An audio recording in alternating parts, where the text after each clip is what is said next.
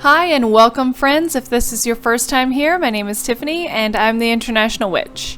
Today I'm going to be working in my Mellow Days Reverie Journal on my September Bujo. As always, if you have any questions about the supplies I'm using, I'll have it listed below in the comments. I'm going to start lining my image with the Micron 5 for the main outlines and Micron 1 for these smaller outlines on the inside. For September's layout, I wanted to do something that was like very fall inspired because it's my favorite time of the year, and here in southern Italy there is really no fall. We don't get turning leaves or anything. We also don't get winter. We just get a lot of rain in our rain season. So for me, this was my way to have a little bit of home with me, even though I am an ocean away. Fall has always been my favorite time of the year. There's been a handful of days in my whole life that I would consider sacred. Like just the moment where you stop and you say, this day is so perfect, I need to remember it. And they have always been in the fall. There's just something about that crisp air, the sun on your face, the cool breeze. Every time I have stopped to enjoy the moment, it's always been in fall. And I really don't want to deprive myself of the joy it gives me simply because I'm away from home. I'm using the Micron to outline all of my letters, but I'm using this STA marker to fill it in. The reason why is because it's just cheaper, so I don't have to worry about wasting ink, but I still outline with the Micron because the STA is not fully waterproof, it's water resistant. So when you're working with watercolors, I really try to make sure that the boundary that the watercolor will hit is waterproof. The quote I chose for the month of September is one by Martin Luther, and it's, "Even if I knew that tomorrow the world would go to pieces, I would still plant my apple tree." And I thought, with the way the world is going right now, that this was a very apt quote. I'm still going to do everything in my power to make sure that the world I leave behind me is better than the one that I inherited. I think it's so easy for everyone to have a negative outlook and just think it doesn't matter because the world is pretty much going to end, it's blowing apart. But I think it's the little steps of kindness that we can all do to each other every day that makes a huge difference in someone's life.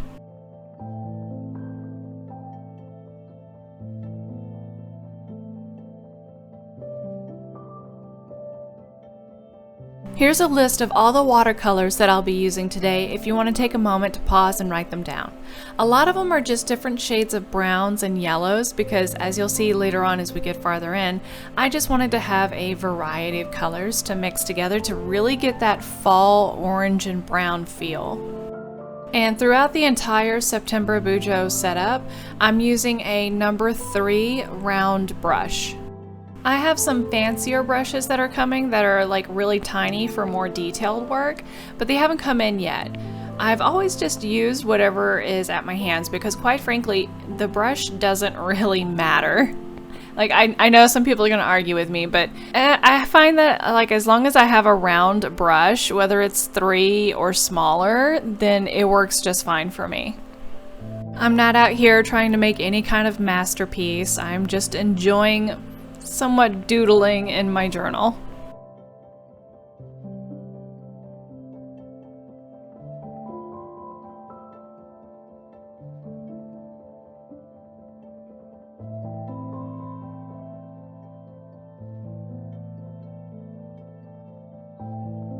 I'm going to be bouncing around using a lot of colors, but the 3 main colors that I'm sticking with for this layout are the Van Dyke Brown, which you see the brown that I use around the edges, Yellow Ochre, which is like a deeper yellow than I normally go with, but I really wanted that like rustic yellow, like almost farmhouse yellow. And then the Olive Green mixed with Payne's Gray. You see how it gives it like this darker, not quite hunter green, but like much more of a deeper green. That's what I'm going for. And then the red. Now, I'm not a fan of red.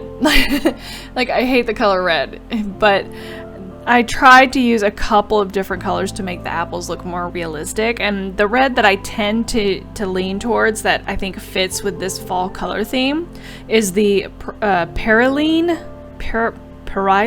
Maroon. Sorry, it's on the list, but those are like the three colors that I'm sticking with. I wanted it to feel very fall without just being like overly orangey, so I'm going for like a country, rustic, organic jewel tone thing.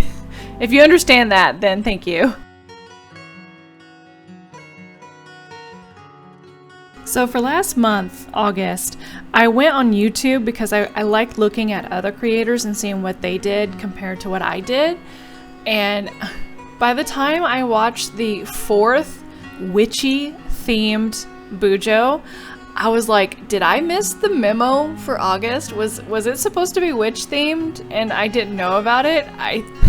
I just thought it was kind of funny because it seemed like every August Bujo layout I was looking at was witch themed, and I'm a witch and I did figs. So I'm sorry if I was supposed to do a witch themed Bujo. I hope you enjoyed the figs.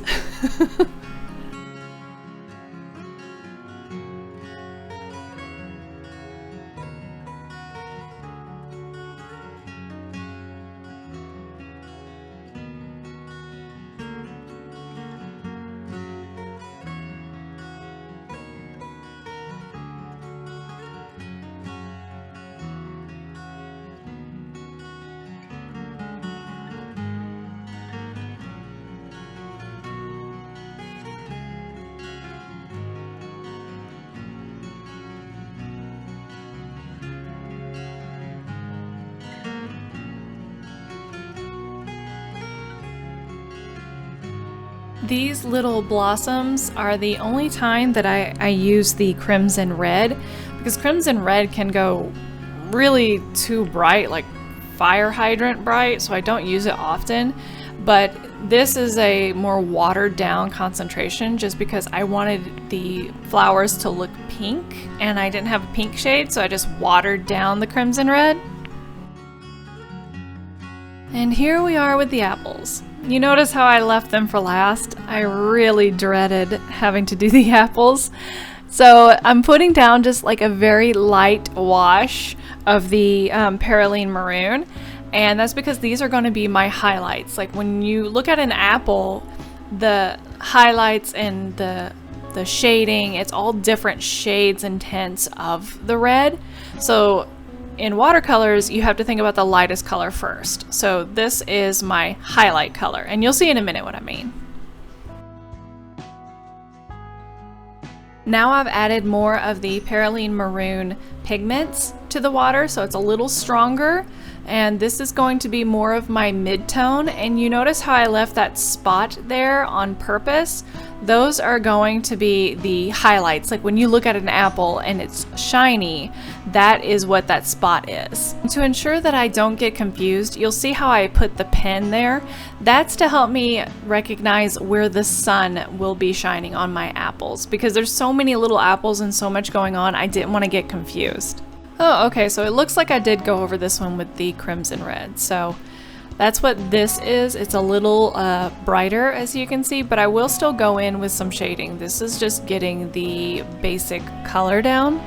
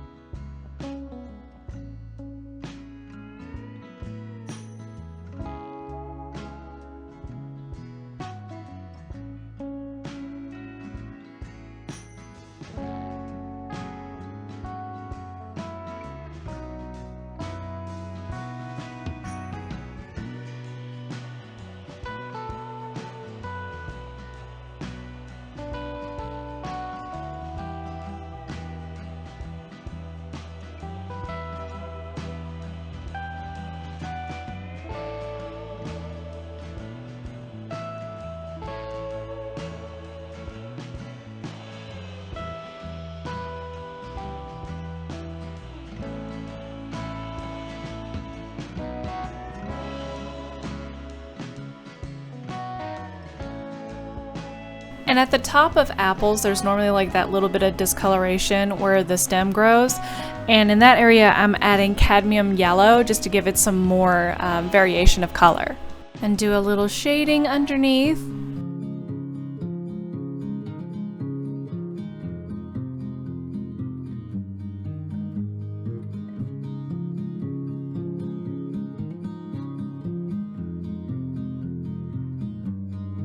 I also come through with this white gel pen just to add some details, and I hated how the E got lost in the brown and black there, so I'm outlining those just to make the title easier to read. Alright, and the cover page is finished!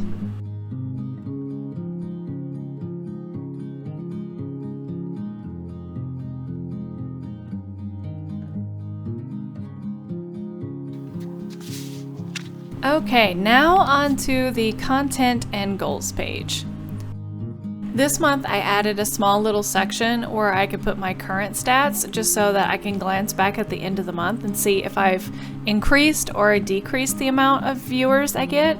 I know it shouldn't matter, but I find it fascinating just to watch, and I think I'd be curious at the end of the year to see like where I grew the most.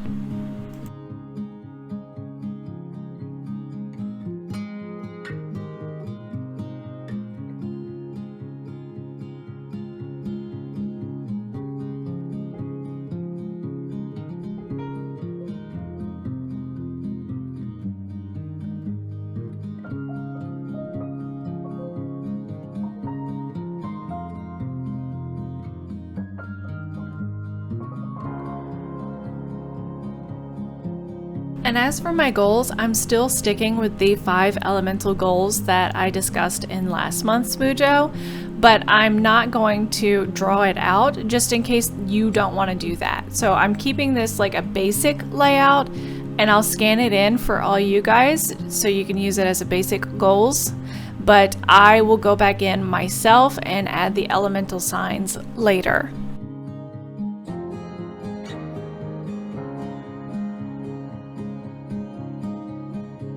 One thing I love about going to a foreign country is their different perspective on things.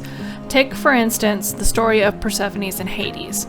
In the United States, we think of, when Demeter causes everything to die, we think of that as winter, so Persephone going to the underworld would be around the autumn equinox, and she would spend the winter in the underworld, and then she would come back in spring. However, southern Italy doesn't get winter. We don't get any snow. What we have is a rain season, a growing season, and then the dry season.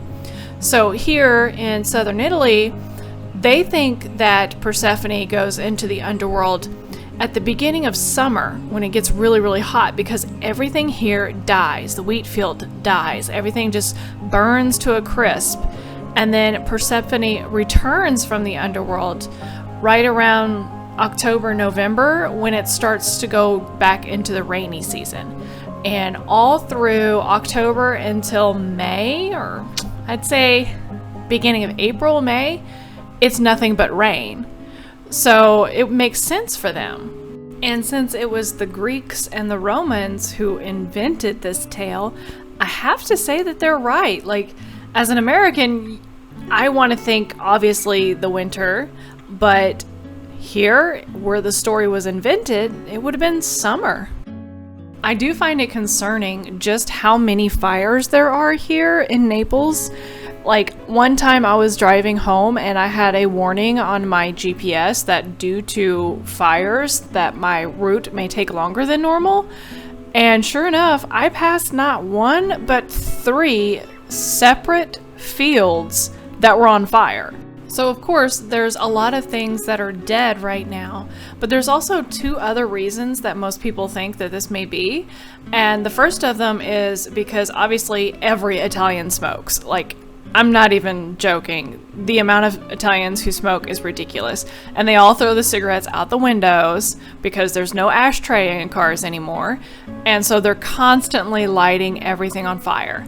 And the second one is a lot of their firefighters are privatized companies. And some people truly believe that they go out and start these fires just so that they can get more funding. In the US, I would think that that was just a conspiracy theory, but the fact that the mob really does have a handheld here in Campania and the Calabria regions, I actually see that that might be true. I mean, last summer there was a huge bust because of the mob having so many illegal boat docks in place. And as silly as that sounds, that's exactly what the mob does here, is they see a problem and they fulfill it, and the government doesn't like it when the government doesn't get the tax money from it. I'm really happy with the way the content section came out. I'm a little bored with the goals section, so if I could go back I'd probably change that, but I'm really happy with the content. And now over to the Spellwork page. If this looks familiar, it's probably because I have done this exact same design my very first Bujo layout, and I decided to do it again because I really like the way it turned out. So if I like it, I'll do it twice.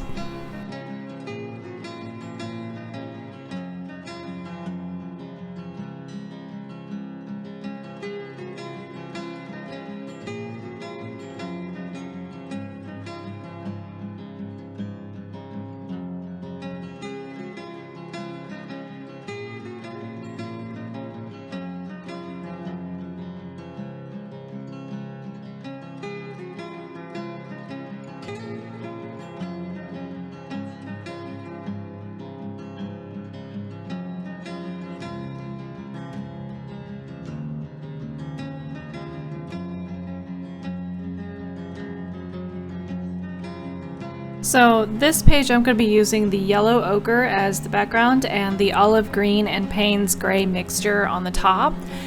And I actually really don't like the olive green. Like, you'll see a little later, like the colors are too similar and I just don't like the way it looks. So if I had to do over, I would change the green to the Van Dyke brown that I was using earlier. I think that would have looked so much better, but hindsight is always 20/20 and there's nothing I can do about it now, but if you ever decide to recreate this, then I would suggest using the brown.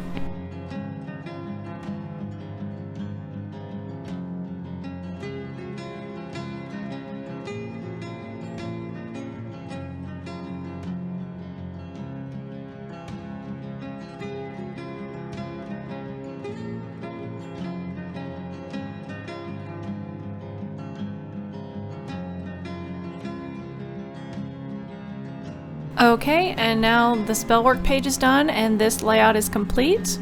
On to the schedule page. I'm so proud of myself, I didn't forget it this time. Since I know I'm having my Sabbath page right on the other side, I wanted to keep my schedule page very, very simple so it's not like too overwhelming. I debated about doing a Mabon altar video, but because I did one last year, I didn't want it to be repetitive. So I think I'll skip it this year, and then next year I will do an updated Mabon altar.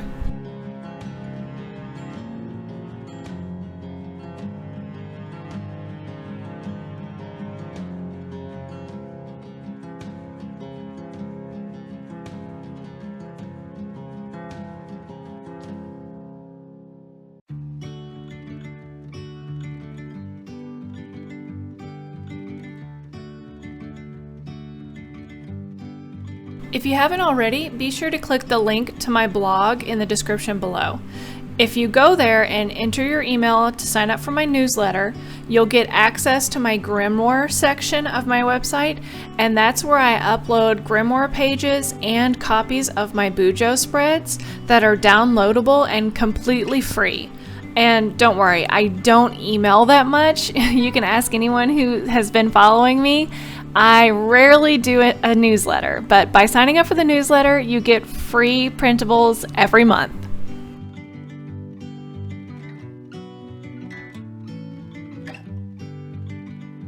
And while you're on my website, feel free to look around. I'm also doing a deep dive on the major arcana of the tarot, and you can find that linked at the top of my page, as well as a divine feminine session, which is also linked in the same area. And if you're looking for some witchy music, either for a Sabbath or just for a regular everyday jam session, I have my Spotify playlist linked there for you as well.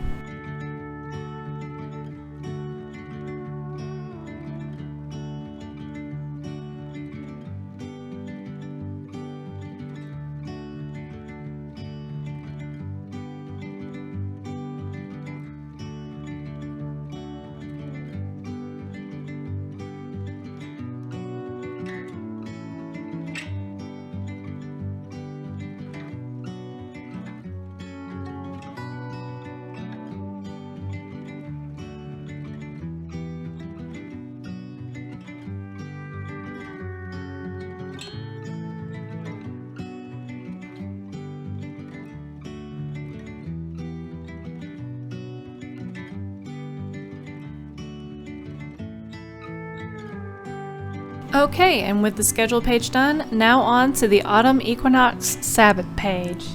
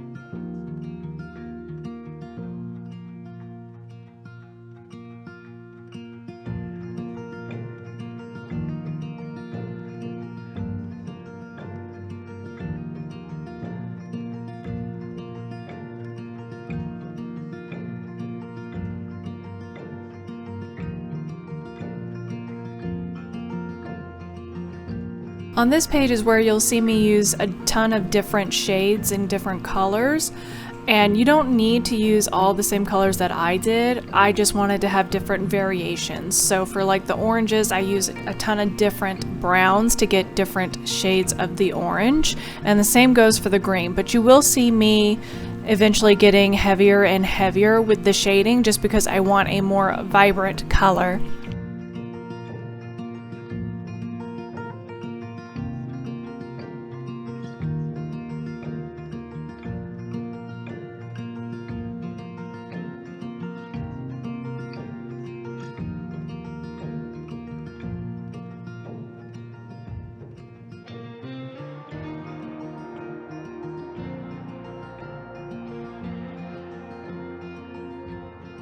I find that in recent years I really prefer celebrating Mabon because it celebrates the harvest itself. Like, as an American, I grew up celebrating Thanksgiving around this time of year, but as I've gotten older and we've all learned from our mistakes in history, I kind of feel a little weirded out celebrating Thanksgiving. So all of those wonderful warm fall feelings get roped into Mabon for me.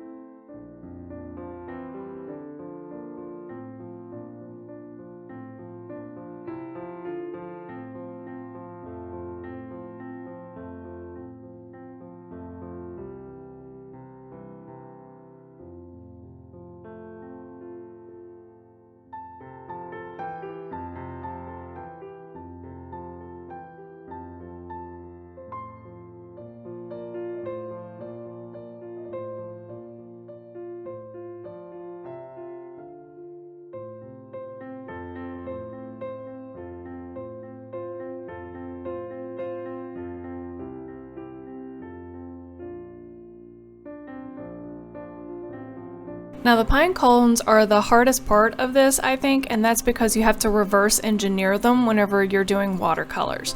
Like I said before, you always have to start with your lightest color because you can add a darker color, but you can't reverse the action. So all the little plates that are on the pine cone, when the light hits it, that's what gives it the variation in texture. So I'm having to go and paint in the shadows, as you can see. And I'm not doing every single leaf on the pine cone. I more want it to feel like they're there, like the general idea that they're there, without painting every single piece. I think that would be way too difficult for me.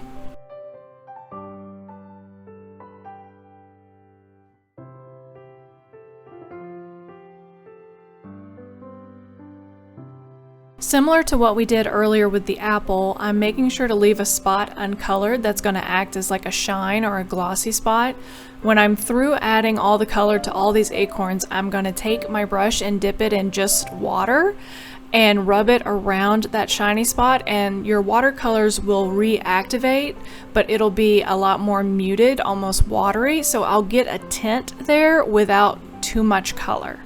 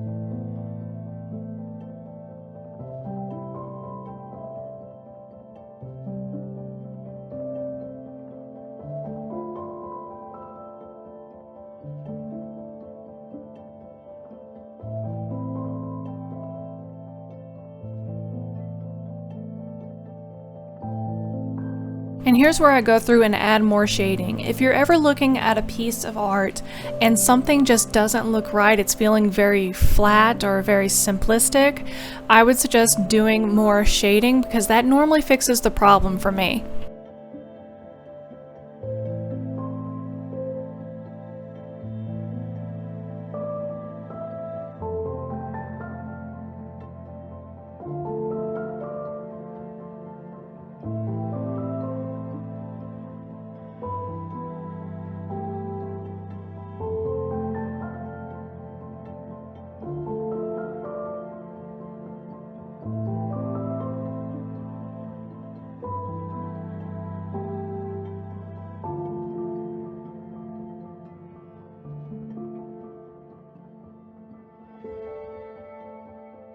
One of my favorite parts about this time of year is the increase of foods that include cinnamon. And yes, of course, that includes pumpkin spice lattes and anything pumpkin spice, but I just absolutely adore cinnamon, and that seems to be more of a cold weather flavor that you see come into play. You see it more in the fall and the winter than you would in the summer, which I mean makes sense, but I absolutely love cinnamon. It's one of my favorite flavors, so I look forward to this time every year. One time I had someone tell me that they didn't like pumpkin spice anything because they didn't like pumpkin, and I found that really funny because there's no pumpkin at all inside a pumpkin spice or pumpkin spice mixture. It's literally the spices that you would add to pumpkin to make pumpkin pie. So it's cinnamon, ginger, cloves, nutmeg, and allspice, which I love all those flavors together. So there's no pumpkin in there if that's what's been holding anyone back. So for the apple on this page, I'm doing the underpainting, you'll see, with like a little bit more of a yellowish green under it. And that's because I'm going for more of like a Fuji or a Macintosh apple on this one, where it's a hybrid apple of the green and red. And this one in particular is going to have the striations, if I do it correctly. So right now it's just the colors that I want to come through from the upper painting.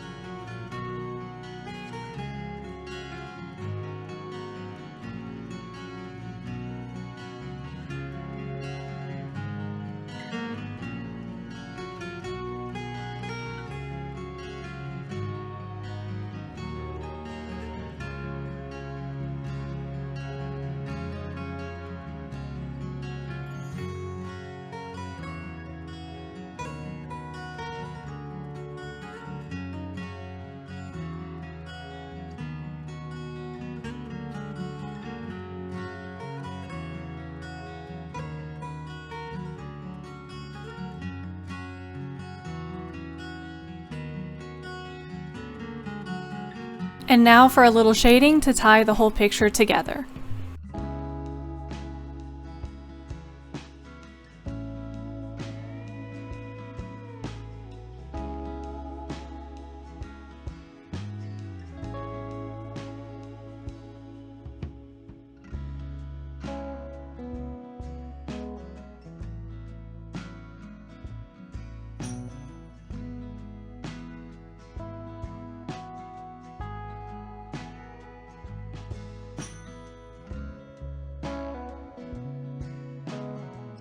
And here's a look at the completed Sabbath page. I think it turned out really cute, and I love the vibrant fall colors that came from it.